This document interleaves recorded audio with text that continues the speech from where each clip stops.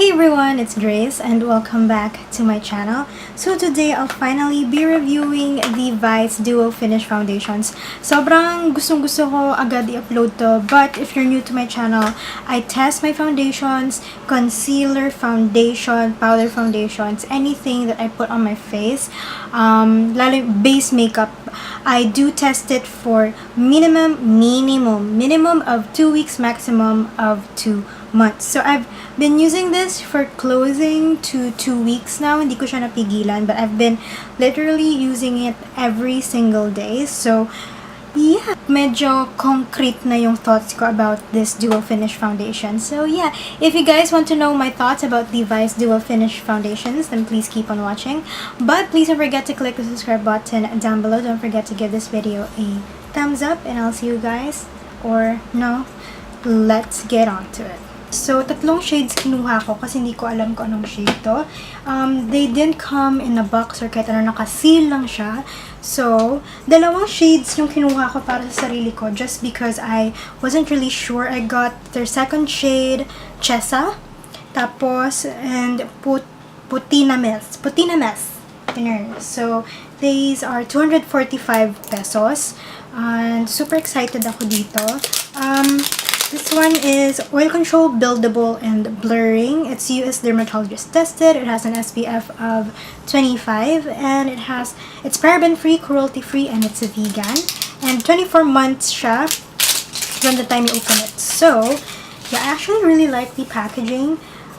Dito I don't know how to describe that. But yeah, so bubuksan ko muna yung 2 shades. So wala akong primer, I just moisturized and put on sunscreen. Wala din akong concealer because I do wanna see yung coverage niya. So excited na ako, guys. If my eyes are puffy, pasensya na, I was crying the whole morning because my cat went missing. And I'm trying to just distract myself from the fact that she's missing. I just hand out flyers. I've been going out our roof and seeing where she could have went because I saw on the CCTV and everything, and I'm just really sad right now.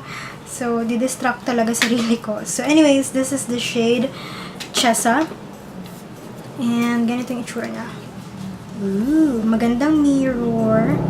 Here, that is Chesa. Ooh, it's a nice shade. Tapos yung signature may Vice na naka-engrave dyan. Tapos, meron ding Putinamez. Ito si Putinamez. Wait lang. Against Chesa.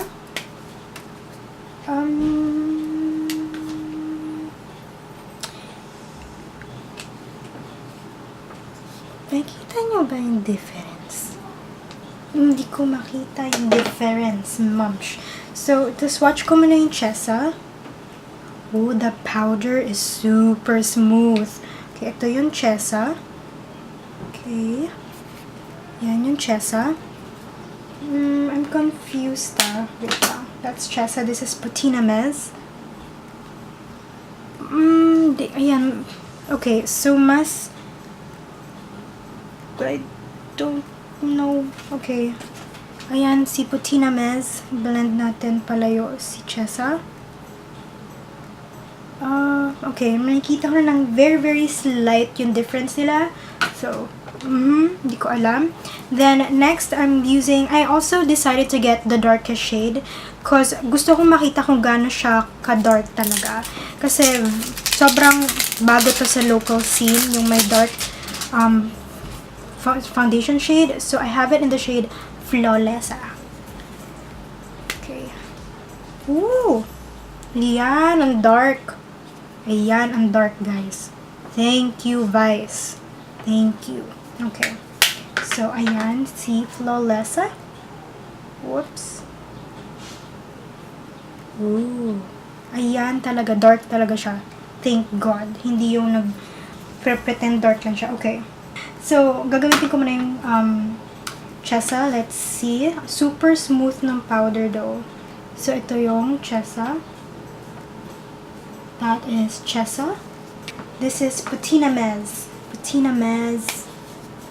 Hi, Putinamez. Okay, that is. Okay, wait. Nakikita ko na. Mas darker yung Putinamez. Mas darker siya. Compared to Chesa. Tsaka nag-oxidize siya. So, I think I'm gonna go for Chesa. So, ito na yung Anna K Beveled Black. So, I will use Chesa. So, kuha lang tayo. Ganyan.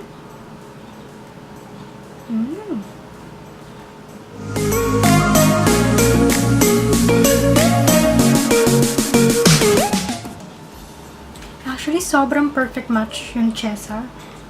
Kahit mukha siya maputi dyan, it's actually matching my skin really nicely. It actually has pretty nice coverage. So, ito yung side na may duo foundation. Ito yung side na wala. Kasi, na-cover naman niya yung certain imperfections. I can still see it, pero hindi siya mukhang powdery. Tsaka may blurring, chuchuchenes talaga siya. Kasi, as I said earlier, may ma-texture ako. So, this is doing really nice. So,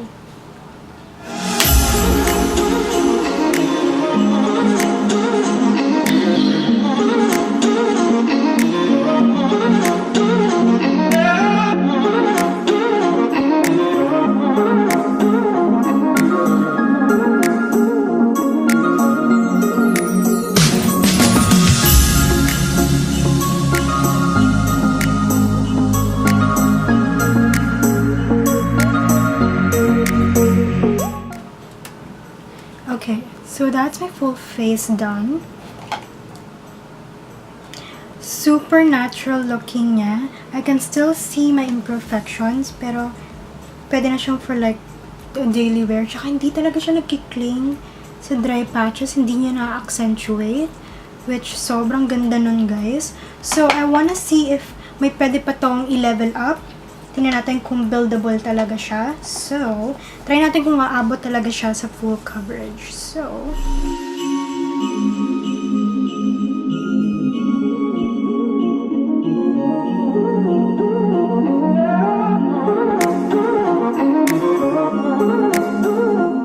pretty full coverage na. Ito na, nakikita ko na yung mga dry patches.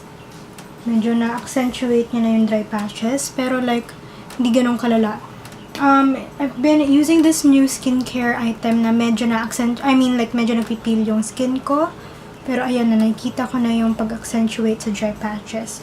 Pero halos full coverage na siya, guys. So, that's actually really nice. Ang ganda niya, and it feels really, really light on the skin. So, yeah. They contain 7 grams. So, ayan. Si Chesa nawawala na yung vice sa kanya. So, mukhang nag-oxidize tong foundation na to. Like, it looks white there, but it matches me really well in person. It's almost like the same shade match. Yung Putinamez, like, kapag titignan nyo sa pan, parang walang difference sa Chesa. Pero once we notch nyo sa jawline nyo, dun yung makikita yung difference. So, mas maitim or mas dark yung Putinamez. So, itong Flawlessa, I wanna see if you can use it as like a bronzer. So, ganyan yung itsura niya. Ang ganda. Maganda siya. Maganda. So, ganyan yung itsura niya, guys. Kasi for me, darker foundations just tend to look more natural sa skin. Kasi parang mas nagbe-blend siya with the foundation. Observation ko lang yun, but yeah. Okay, so that added a very, very nice warmth to the skin. Okay, so I'll just put on mascara, blush, and everything else, and I'll get back to you guys. Hey everyone, I'm back. So it is 12:15 in the afternoon. So I'll try to wear this as long as possible. But yeah, so far so good. Papansin ko nag-oxidize yung foundation. So, everything just applied really, really nicely. So, I highly suggest na mag-moisturize kayo, guys. Kasi once na i-try nyo i-build up para maging full coverage, at least full coverage, dun yan na na-accentuate yung patches. But still very, very natural looking, and it's very, very light on the skin. So, yeah, I'll try to wear this, and I'll get back to you guys later. Hi guys! So, check-in tayo, guys. It is now 3:56 p.m. So, magko 4 o'clock na. And to be honest, my face is not looking oily. Dito though, pero usually kapag sobrang hindi maganda yung oil control ng powder or foundation, usually here, grabe na yung oil. So far, so good. Hey everyone, so I did my makeup around 12 p.m. It is now 10:40 p.m. and so far so good. So I did use the shade Chesa and it did oxidize by the end of the day. So yeah, I do like it. The coverage lessened a little bit, but it's actually doing pretty good. Oil control is pretty good. Yeah, so far so good. Hi guys, so it's day 2 of the okay. It's day 2 of the Vice Duo Finish Foundation. I did my makeup around 1 p.m. It's currently 7:45. Tapos yung ginawa ko today, I actually used concealer before putting on the powder. I used the Saemmul. So ganyan yung itsura niya guys. So medyo oily na siya, pero I mean, so far the oil control I'm really loving. And yeah, pansin ko talaga guys, nag-oxidize siya. So yun.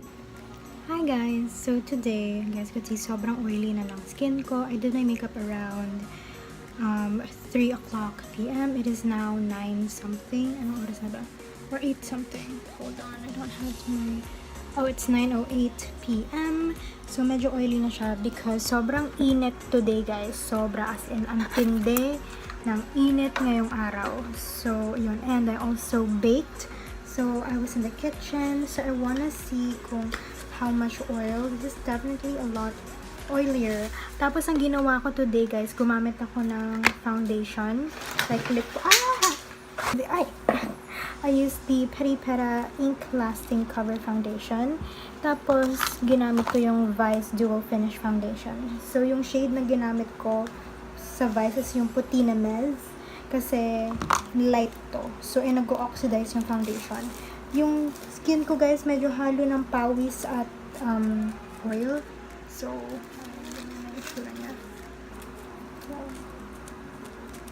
actually, gusto ko siya even pag set ng foundation.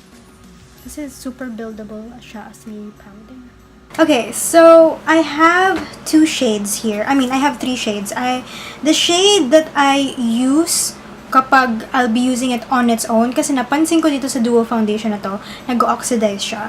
So, itong shade yung ginagamit ko kapag medyo, if I'm gonna use it just on its own, walang halong foundation, ganon. So, ito yung shade na Chesa.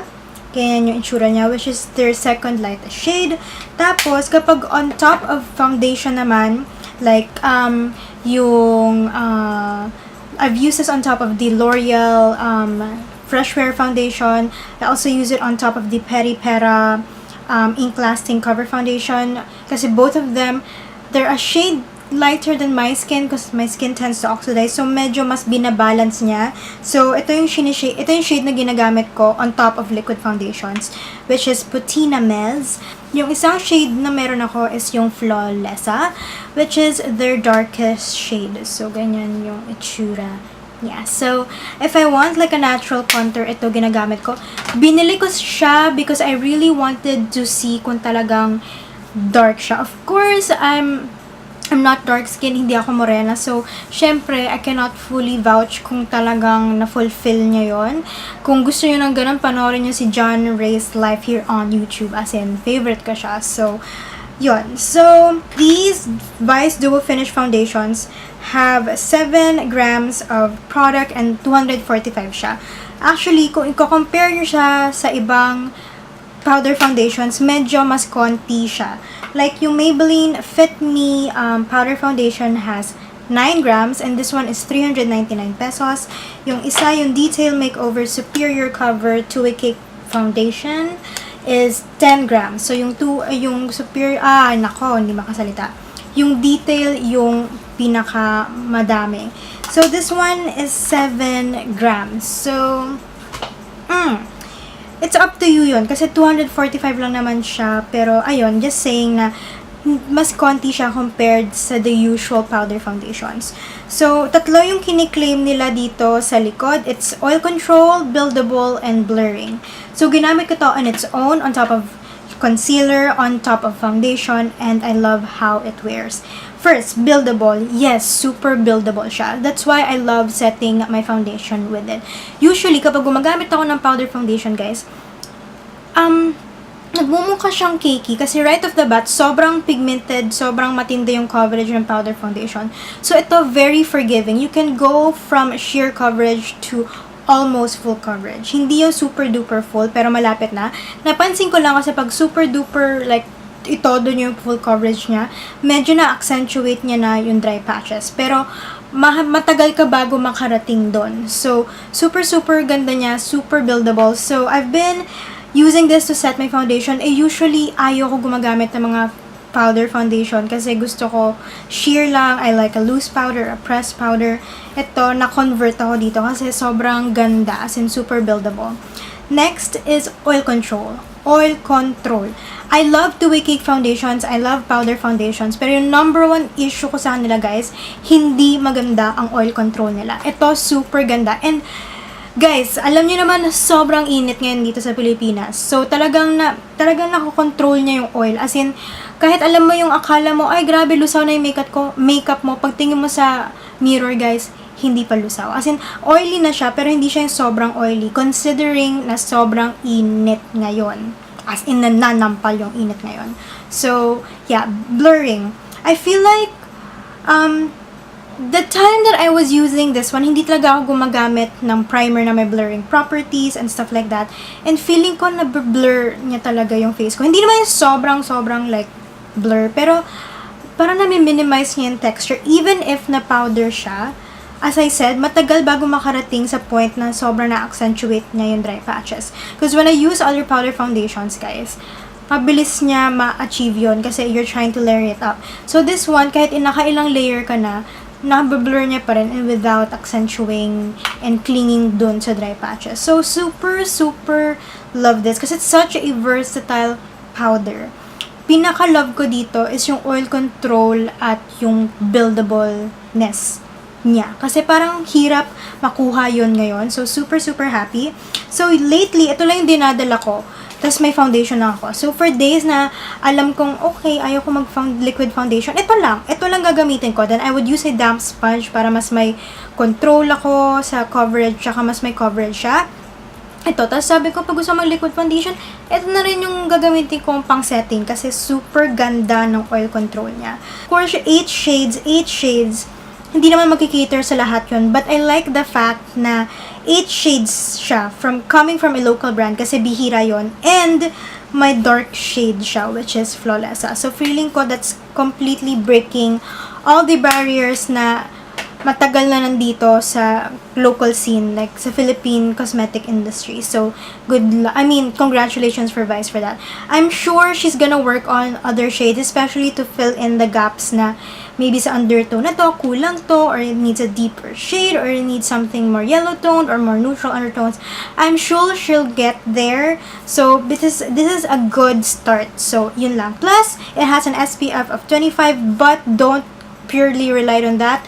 Maglagay pa rin kayo ng sunscreen nyo, guys. Tapos, siya, paraben-free, cruelty-free, vegan, 24 months, blah, blah, blah, blah, blah. Tapos, dermatologist tested, ganun. So, yeah, I highly recommend this. Kung hindi nyo pa siya natatry, i-try nyo na siya. Kasi sobrang ganda. So, yeah, hope you guys like my review for the Vice Duo Finish Foundation. But again, please don't forget to click the subscribe button down below. Don't forget to give this video a thumbs up. And I'll see you guys in my next video. Bye!